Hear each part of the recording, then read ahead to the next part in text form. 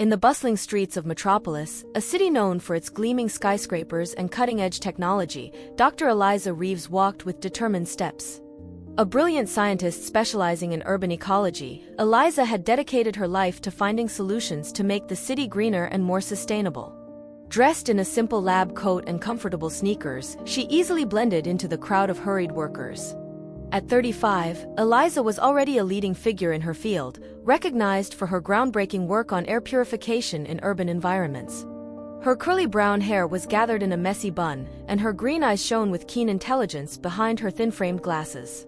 Despite her professional success, Eliza remained modest and passionate, driven by a sincere desire to improve the lives of Metropolis citizens. That day, Eliza was heading to a crucial meeting with the City Council to present her revolutionary Green Lungs project, an innovative air purification system using genetically modified algae. Her heart was racing as she climbed the steps of City Hall, aware that the future of the city could well depend on this presentation. As she approached the imposing white marble building, Eliza couldn't help but notice the smog enveloping the upper floors, a constant reminder of the problem she was striving to solve. She clutched her folder containing years of research and hope, taking a deep breath before pushing open the heavy entrance doors. But no sooner had she crossed the threshold than she was stopped by an imposing security guard, Marcus Stone. Tall and muscular, with a hard face and cold eyes, Marcus embodied the very image of inflexible authority. "Sorry, ma'am," he said condescendingly, "but access is restricted to authorized persons today." Eliza, surprised by this unexpected reception, tried to explain calmly, "There must be a mistake. I'm Dr. Eliza Reeves. I have an appointment with the City Council to present my Green Lungs project." Marcus sneered, dismissing her words with a disdainful wave of his hand. "Listen, little lady, I don't know who's been telling you stories, but there's no such meeting today. Now, please leave before I have to escort you out." Eliza felt anger rising within her, an emotion she wasn't used to feeling. All her life, she had fought against prejudices, proving her worth time and time again in a male-dominated field. But she had learned to channel this frustration into determination. She took a deep breath, remembering that patience and perseverance were her best allies. "Mr. Stone," she said, reading his badge, her voice calm but firm, "I assure you that I was invited. Could you at least check with the council? I'm sure a simple verification will clarify this misunderstanding." Marcus's face darkened, his expression shifting from boredom to irritation. "I've had enough of your stories," he growled, his voice rising a notch. "Get out immediately, or I'll call the police. We don't need your kind here disrupting the important work being done in this building." Marcus's words struck Eliza like a slap. "My kind?" she thought, shocked by the barely veiled implication. She was about to retort when a strong, assured voice rang out behind them. "What's going on here?"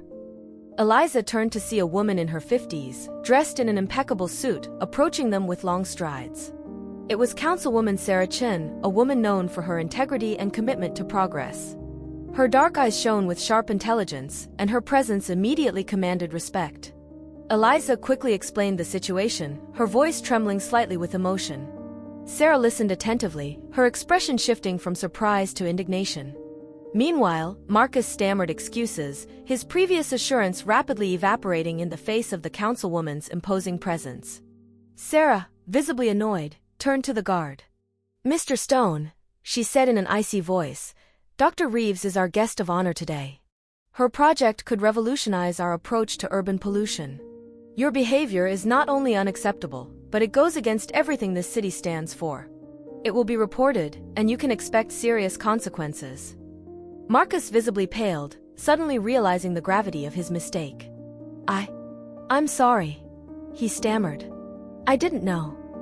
"Ignorance is not an excuse for discrimination," Sarah replied sharply. "Now, if you'll excuse us, we have an important meeting to attend." As they headed towards the meeting room, Sarah whispered to Eliza, "I'm deeply sorry for this incident, Dr. Reeves. Unfortunately, this is not an isolated case. We have a serious discrimination problem in this city, and it's something we need to address head-on." Eliza nodded, grateful for Sarah's support but still shaken by the incident. "Thank you, Councilwoman Chin," she said softly. "I appreciate your intervention. I hope my project can help not only clean our air but also change mindsets." Sarah smiled encouragingly. That's exactly the kind of thinking we need, Dr. Reeves. Don't let this incident discourage you. Your voice is important, and we're looking forward to hearing your presentation. They entered the meeting room, an imposing space with high ceilings and windows overlooking the hazy city. Around a large polished wooden table sat the members of the city council, a diverse assembly of men and women representing Metropolis' various districts. Eliza took her place at the end of the table, taking out her notes and preparing her presentation.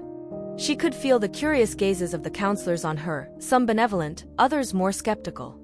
Among them, she particularly noticed Deputy Mayor Richard Blackwood, a man in his 60s with a severe face and piercing gaze. The meeting began, and Eliza was invited to present her project. Taking a deep breath to calm her nerves, she stood up and began to speak, her voice gaining confidence as she entered her element. Ladies and gentlemen of the council, she began, I am here today to present to you the Green Lungs Project, a revolutionary solution to the pollution crisis that is choking our beautiful city. She scrolled through slides showing alarming graphs of Metropolis pollution levels, then images of her genetically modified algae in action. These microorganisms, she explained passionately, are capable of absorbing air pollutants at a rate 100 times higher than ordinary trees. By installing algae towers strategically throughout the city, we could reduce air pollution by 70% in just 5 years. Eliza continued her presentation, detailing the economic and health benefits of her project. She spoke of the millions saved in healthcare costs, the increase in productivity due to better air quality, and even the tourism potential of these futuristic green towers. As she spoke, she could see interest lighting up in the eyes of many counselors. Sarah Chin was nodding enthusiastically, taking notes frantically. However, Eliza quickly noticed that some council members, particularly Deputy Mayor Blackwood, seemed disinterested, even hostile. When she had finished her presentation, a silence fell over the room. Then, slowly, Blackwood stood up, a condescending smile on his lips. It's a nice little project, Dr. Reeves, he said, his voice dripping with sarcasm, but frankly, we have more urgent problems to deal with. Pollution is just a myth invented by scientists in need of funding. What this city needs is more jobs, not fanciful algae towers. A murmur of disapproval ran through the room. Eliza, shocked by this statement, felt anger rising within her. But she remembered her mentor's advice. Anger burns, but passion illuminates. Taking a deep breath, she responded firmly. Mr. Blackwood, with all due respect, pollution is not a myth. It kills thousands of people every year in our city. Children develop asthma, elderly people die prematurely. My project could save lives and save millions in healthcare costs. Moreover, the construction and maintenance of these towers would create hundreds of green jobs. Blackwood sneered. And who's going to pay for your little algae garden? The taxpayers? I don't think so. We're already struggling to fund essential services. Sarah intervened, her voice calm but firm. Richard, you know very well that we have the funds. The question is whether we have the political will to do what's right. Dr. Reeves' project could transform our city into a model of sustainability for the entire world. The tension in the room was palpable. Counselors began to debate, some passionately supporting the project, others expressing doubts. Eliza remained standing, defending her work with unwavering conviction. Suddenly, a shrill alarm sounded, startling everyone. Critical pollution alert, announced an automated voice through the city's speakers. All citizens are advised to stay indoors and wear masks. Fine particle levels have reached dangerous thresholds. A deathly silence fell over the room. The counselors looked at each other, expressions of shock and fear on their faces. It was the third such alert in a month, a brutal reminder of the urgency of the situation. Eliza slowly stood up, her face etched with calm determination.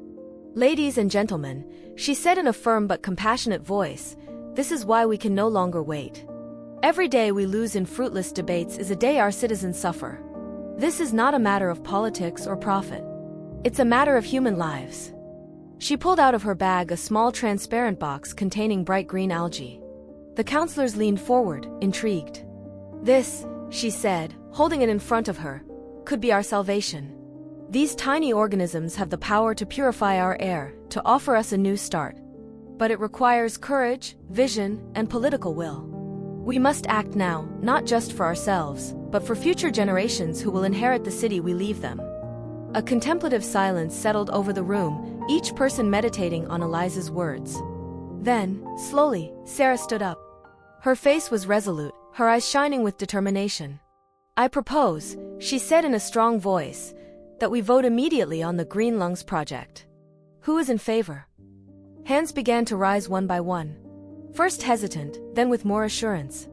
Even Blackwood, after a moment of hesitation, raised his hand, seeming to have lost his bravado in the face of the crisis's evidence. "The vote is unanimous," announced Sarah, a smile forming on her face. "The Green Lungs project is approved." Eliza felt a wave of emotion wash over her. Years of work, struggle, and perseverance culminated in this moment. She had succeeded not only in getting her project approved but also in uniting the council behind a common cause. "Dr. Reeves," said Sarah, approaching her with a big smile, "you may have just saved our city. Congratulations." In the weeks that followed, Metropolis transformed. Construction of the first algae towers began, attracting attention from media worldwide. Teams of scientists, engineers, and workers labored day and night to bring Eliza's vision to life. Citizens, at first skeptical, began to get excited as they saw the green towers rising in the urban landscape. Guided tours were organized, allowing people to see up close how the algae purified the air. Schools organized field trips, and children learned about the importance of ecological innovation. Eliza was at the heart of this transformation. She personally supervised the installation of each tower, working tirelessly to ensure everything went according to plan. Her days were long and exhausting, but every time she saw the smog dissipate a little more, she felt a new energy invade her. A month after the project began, the first results started to show. Pollution levels had already dropped by 15%, and Metropolis residents reported a notable improvement in their quality of life. Cases of asthma and other respiratory diseases began to decrease, and the general atmosphere of the city seemed lighter, more optimistic. Eliza quickly became a symbol of change and innovation. The media dubbed her the Air Guardian, and she received daily thank you letters from grateful citizens. Despite this attention, she remained humble, constantly reminding that the project's success was the result of a collective effort. One day, as she was inspecting a new installation in the city center, Eliza ran into Marcus Stone. The guard lowered his eyes, visibly uncomfortable. He had lost his position at City Hall after the incident and was now working as a security guard on one of the algae tower construction sites. "Dr. Reeves," he said, his voice trembling with emotion, "I wanted to apologize for my behavior that day. I realized how wrong I was, and how dangerous my prejudices were. Seeing what you've accomplished for our city, it's opened my eyes." Eliza looked at him for a moment, surprised by his sincerity. Then, gently, she smiled at him. "The important thing, Mr. Stone, is that we learn from our mistakes and continue to progress. Together, we can build a better future for everyone." Marcus nodded, grateful. "I promise to do better, Dr. Reeves. Your work has inspired me to be a better citizen, a better human being." This conversation made Eliza reflect. She realized that the Green Lungs project had the potential to do much more than just clean the air. It could also purify minds, break down prejudices, and unite people around a common goal. Encouraged by this idea, Eliza began organizing workshops and conferences throughout the city. She spoke not only about science and ecology but also about equality, respect, and the importance of diversity in innovation. Her speeches attracted increasingly large crowds, inspiring a new generation of scientists and activists. However, not everything was rosy. Despite the project's apparent success, Eliza faced constant opposition from certain interest groups. Companies whose profits depended on polluting industries led a disinformation campaign, attempting to discredit her work. Deputy Mayor Blackwood, although he had voted for the project, seemed particularly determined to put obstacles in her way. He constantly questioned expenses, demanded endless audits, and made public statements sowing doubt about the effectiveness of the algae towers. One evening, as Eliza was working late in her laboratory, she received a worrying call from Sarah Chin. "Eliza," said the councilwoman, her voice tense, "we have a problem. Blackwood has called an emergency council meeting for tomorrow. He claims to have evidence that the Green Lungs project is causing more harm than good. He wants to shut it down." Eliza felt her heart tighten. "But that's absurd. We have data proving otherwise." "I know," Sarah replied. "But Blackwood has managed to sow doubt among some councillors. We need to be ready to defend the project tomorrow. Can you prepare a presentation with all our most recent data?" Of course, said Eliza, determined. I'll be ready. She spent the night compiling data, preparing graphs, and gathering testimonials. As dawn broke over Metropolis, Eliza stood in front of the mirror, preparing herself for what could be the most important fight of her career. The council chamber was tense when Eliza arrived. Counselors whispered among themselves, casting nervous glances around the room. Blackwood was seated in his place, a smug smile on his face. The meeting began, and Blackwood immediately took the floor. My dear colleagues, he said in a honeyed voice, I have troubling information to share with you. According to my sources, the Green Lungs Project is not the miracle we were sold. In reality, these algae towers are releasing harmful spores into the air, causing new forms of allergies and respiratory diseases. A murmur of concern ran through the room. Eliza felt anger rising within her, but she forced herself to remain calm. She knew this was her moment of truth. Dr. Reeves, said the mayor, what do you say to these accusations? Eliza rose slowly, her gaze sweeping the room before settling on Blackwood. Mr. Mayor, members of the council, she began, her voice clear and assured, Mr. Blackwood's accusations are not only false but dangerously misleading. She signaled her assistant to distribute folders to the counselors. In these folders, you will find the results of 3 months of intensive testing conducted by independent laboratories. This data clearly shows that not only do the algae towers not produce any harmful spores, but they have actually reduced cases of allergies and respiratory diseases by 30% since their implementation. Eliza continued, presenting graph after graph, testimony after testimony. She showed satellite images of the decrease in smog over the city, statistics on the improvement of air quality, and even economic reports showing the increase in tourism and foreign investments attracted by Metropolis' green image. But beyond the numbers, she said, her voice softening, I want you to think about the faces behind this data. The children who can finally play outside without fearing an asthma attack. The elderly who can breathe more easily. The families who see their quality of life improving day by day. She turned to Blackwood, looking him straight in the eye. Mr. Blackwood, I understand your skepticism. Change can be frightening. But please, don't let fear or special interests obscure the truth. This project is not just about purifying the air. It's about purifying our way of thinking, working together for a better future. A silence fell over the room as Eliza finished her speech. Then, slowly, Sarah Chin stood up and began to applaud. One by one, the other counselors joined her, until the room resounded with applause. Blackwood, visibly shaken, attempted to speak again, but the mayor interrupted him. I think we've heard enough, he said firmly. It's clear that the Green Lungs Project is a success and must continue. Mr. Blackwood, I expect a full explanation about the origin of your unfounded accusations. As the meeting ended, Eliza felt a mixture of relief and pride wash over her. She had not only saved her project but also reaffirmed the importance of truth and integrity in politics. In the months that followed, the Green Lungs Project continued to thrive. New algae towers were built, and Metropolis air became one of the cleanest of any major city in the world. Eliza's model began to be adopted by other cities across the globe, creating a worldwide movement for greener and healthier cities.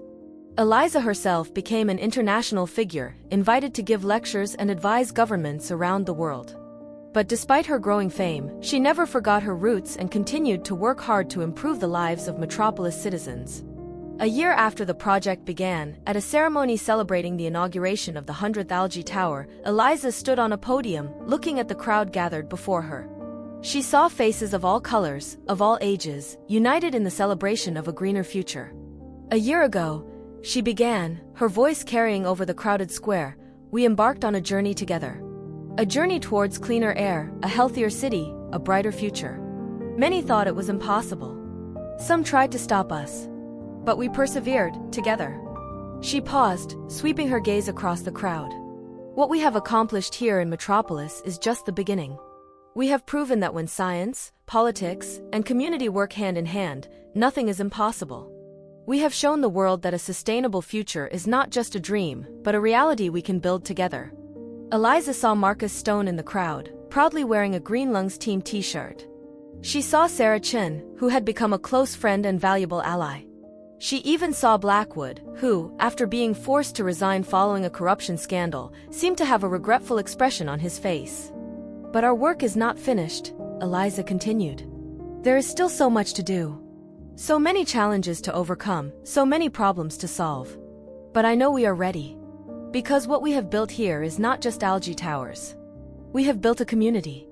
A community that believes in science, that believes in innovation, that believes in a better future for all. As she finished her speech, the crowd erupted into applause and cheers. Eliza felt tears welling up in her eyes, overwhelmed by emotion. She had started this journey alone, a scientist with a crazy dream. Now, she was surrounded by thousands of people who shared her vision. In the years that followed, Eliza continued to innovate and inspire. She created mentorship programs to encourage young people, especially girls and minorities, to pursue scientific careers. She worked with urban planners to integrate green solutions into all aspects of urban life. The Green Lungs project evolved and improved constantly. The algae were perfected to absorb even more pollutants, and new applications were discovered, such as using algae to produce clean biofuels. Metropolis became a model of sustainable city living, attracting visitors and investors from around the world. The city's economy thrived, creating new jobs in green and technological sectors. The quality of life improved significantly, and Metropolis was regularly ranked as one of the best cities to live in worldwide. But for Eliza, true success wasn't measured in numbers or rankings. It was measured in the smiles of children who could play outside without masks, in the gratitude of elderly people who could breathe more easily, in the hope she saw in the eyes of the young scientists she mentored. One day, while giving a lecture to a group of students, a young girl raised her hand and asked a question that made Eliza reflect. "Dr. Reeves, how did you find the courage to persevere in the face of so much opposition? Didn't you ever feel like giving up?" Eliza smiled, remembering the difficult times, the sleepless nights, the relentless criticism. "Courage," she replied after a moment of reflection, "doesn't mean not being afraid. It means acting despite the fear. I was afraid many times during this journey. Afraid of failing, afraid of disappointing, afraid that my ideas wouldn't be enough to make a difference." She paused, searching for words. "But every time I doubted, I reminded myself why I had started this project in the first place. I thought about the people who were suffering because of pollution, about the future generations who would inherit the city we left them. And I realized that my personal fear was insignificant compared to the importance of what was at stake." Eliza looked at the young, enthusiastic faces before her and felt a wave of hope. "Never forget," she concluded, "that change begins with a single person who dares to say no to injustice and yes to a better future. That person can be any one of you. You have the power to change the world, one courageous act at a time." As the applause echoed through the auditorium, Eliza felt that she had accomplished much more than cleaning Metropolis air. She had planted the seeds of change in the hearts and minds of the next generation. And that was, perhaps, her greatest legacy. The years passed, and the success of the Green Lungs project continued to inspire changes across the world. Cities on every continent adapted versions of Eliza's system, transforming once polluted metropolises into havens of greenery and clean air. However, Eliza never rested on her laurels. She understood that each victory was just a step towards a greater goal. She continued to fight against inertia, prejudices, and greed that often threatened to slow down progress. One day, as she was working on a new iteration of her algae, this time capable of filtering microplastics from water, Eliza received an unexpected call. It was the Secretary General of the United Nations. "Dr. Reeves," he said, his voice filled with respect, "we would like to offer you the position of Director of the new Global Program for Ecological Innovation. Your work in Metropolis has proven that bold solutions can have a global impact. We need your vision and leadership to face environmental challenges on a planetary scale." Eliza was stunned. It was an incredible opportunity, a chance to make a difference on a scale she had never imagined. But it also meant leaving Metropolis, the city she had worked so hard to transform.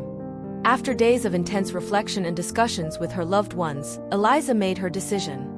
She accepted the position, while ensuring that her team in Metropolis would continue her work in her absence. On the day of her departure, the entire city seemed to have come to say goodbye. Thousands of people lined the streets, waving green banners and chanting her name. Eliza, moved to tears, stepped onto the podium for a final speech. "Citizens of Metropolis," she began, her voice trembling with emotion, "5 years ago, I was a lone scientist with a crazy dream.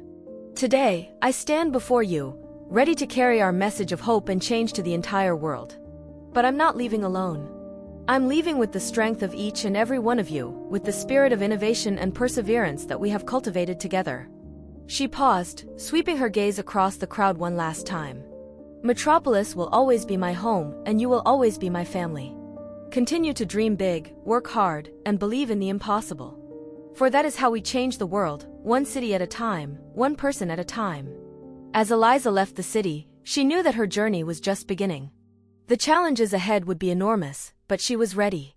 She had learned that real change doesn't just come from science or technology, but from the collective will of people to create a better future. In the years that followed, Eliza led global initiatives that transformed the way humanity interacted with its environment. She oversaw the development of new green technologies, negotiated international agreements on climate change, and inspired a new generation of environmental leaders. But despite her successes on a global scale, Eliza never forgot her roots. Every year, she returned to Metropolis for a week, spending time with citizens, visiting schools, and ensuring that the spirit of the Green Lungs project was still alive. During one of these visits, 10 years after her departure, Eliza was surprised to see a statue of herself erected in the city's Central Park. The plaque at its base simply read, "Dr. Eliza Reeves, she taught us to breathe again." Touched by this gesture, Eliza realized that her true legacy wasn't in the algae towers or international agreements, but in the lives she had touched and the minds she had inspired. As she stood there, looking at the city she had helped transform, Eliza thought about that fateful day when she had been stopped at the entrance to City Hall. She thought about all the obstacles she had overcome, all the people who had supported her, and all those who had doubted her. She realized that every challenge, every setback, every victory had contributed to shaping not only the city but also the person she had become. And she understood that real change, sustainable change, doesn't come from a single person or a single invention, but from the collective will of a community to create a better future. As the sun set over Metropolis, bathing the algae towers in a golden glow, Eliza felt a deep gratitude wash over her. She had begun this journey seeking to clean the air, but she had ended up purifying much more than that. She had helped purify hearts and minds, break down barriers and prejudices, show what was possible when people united for a common goal. And as she watched a new generation of young scientists and activists tackle the challenges of their time with the same passion and dedication she once had, Eliza knew that her work would continue well beyond her own lifetime. For Eliza Reeves' legacy wasn't just in the cleaner air people breathed, but in the hope she had instilled, in the belief that every individual had the power to make a difference, and in the promise of a future where humanity and nature could thrive together in harmony. And so, the story of Eliza Reeves, of her struggle and her victory, became much more than just a local anecdote. It became a symbol of hope and perseverance, living proof that even in the face of the most daunting challenges, courage, science, and compassion could triumph. And that each of us, armed with determination and a dream, could truly change the world.